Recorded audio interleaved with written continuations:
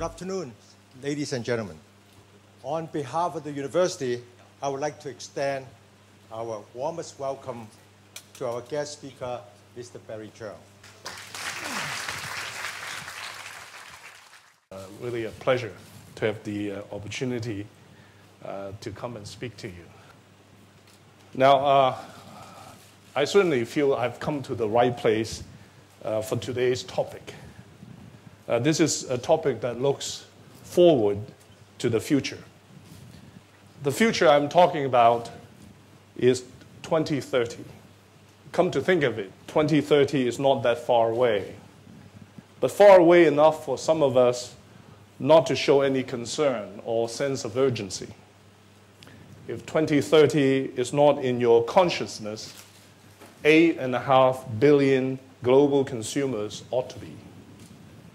The problems I have presented to you are global problems, requiring solutions on a global scale.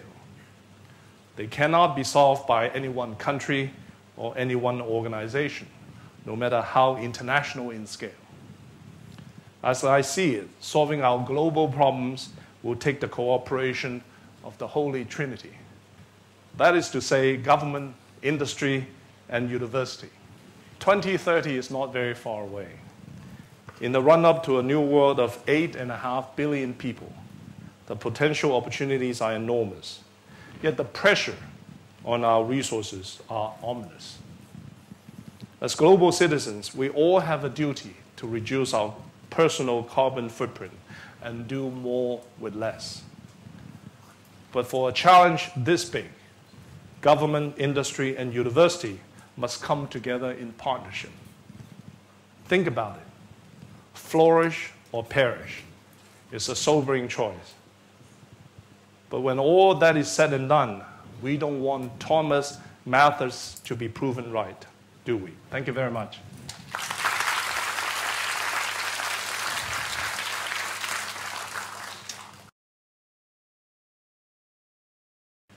What's your idea of the role of university exactly in doing this problem? Should we focus on very applied, immediate things? Should we focus on or balance between that and a more basic approach? Right. In particular, how should we educate our next generation of students? A university has to do a number of things. I think it has to conduct basic research and also has to be able to apply the results of that basic research. And I think university in a town like Hong Kong should play a very important role in thought leadership. And also the other thing I would encourage students in Hong Kong, particularly at the university like this one, is to develop a more international outlook. Is RUSAL 2 years ago, among other things, sponsor a student exchange program. And earlier this year, I saw a number of Russian students happily attending UST. But I understand not one single UST student has gone to Russia. But if you say, well, I actually spent 3 or 6 months in Russia, well, as an employer, that catches my attention. First of all, I said, why do you do that?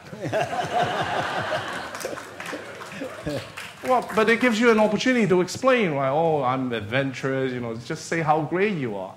So what I'm saying is that now you have an opportunity to spend some time at other people's expense in Russia. Why wouldn't you do it? So please apply.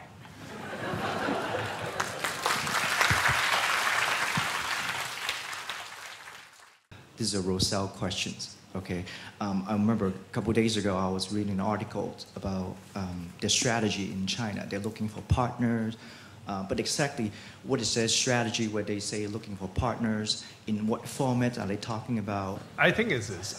Clearly, China is going to be a very important market for RUSAL. If you look at RUSAL's production capacity, is primarily most of it, and also including the new ones, are going to be concentrated in Siberia. And the closest smelting facility is about 500 kilometers from the Chinese border. So it's almost a perfect match. you have a product that consumes a large amount of electricity. And RUSAL has access to hydropower, very cheap, very clean, and the product is very close to China. So it makes sense in the long run for RUSAL to export a lot of this production to China. In fact, right now, companies that are involved in primary aluminum production are losing money in China because they have to deal with high electricity costs. So in the long run, in my view, this is not really a business for China. China is really a consumption market for aluminum and aluminum-related products, for construction, for aircraft manufacturing, for car productions. So China will benefit a great deal by importing primary aluminum and then apply this to various uses.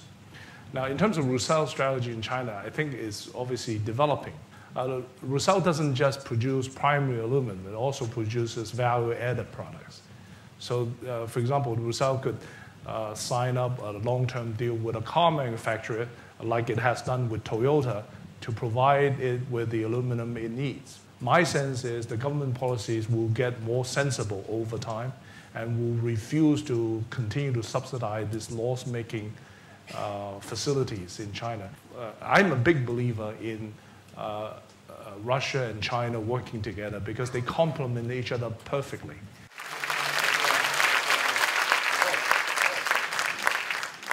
Thank you very much. Thank you. Yeah. Yeah.